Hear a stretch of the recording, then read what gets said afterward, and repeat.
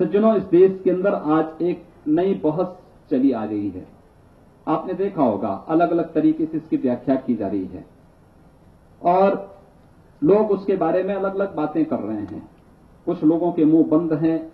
मुझे याद आता है जब आज लोग देश की एक ज्वलंत समस्या को लेकर के मुंह बंद किए हुए हैं, तो मुझे महाभारत की वह सभा याद आती है जब द्रौपदी का चीरहरण हो रहा होता है और उस समय द्रौपदी ने उस भरी सभा से एक प्रश्न पूछा था कि आखिर इस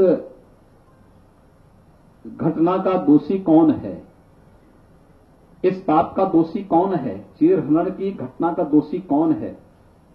कोई बोल नहीं पाया था, केवल विदुर ने कहा था। विदुर ने कहा था कि तिहाई दोषी वे हैं जो अपराधी हैं, तिहाई दोषी हैं जो उनके सहयोगी हैं और तिहाई दोषी हैं जो मौन हैं।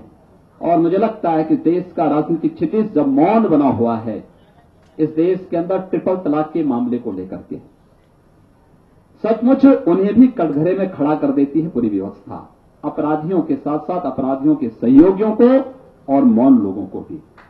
तब जब हम चंद्रशेखर जी की बातों को पढ़ते हैं जो उन्होंने एक बात कही थी, इस देश के अंदर एक सिविल कोड बनाने के, समान सिविल संहिता बनाने की, उन्होंने कहा था कि जब हमारे फौजदारी के मामले समान हैं तो फिर शादी ब्याह के कानून भी समान क्यों नहीं हो सकते हैं। अगर भारत एक है, वन नेशन की थ्योरी अगर हमें अपनानी है तो फिर कॉमन सिविल कोड के बारे में उनकी धारणा स्पष्ट थी।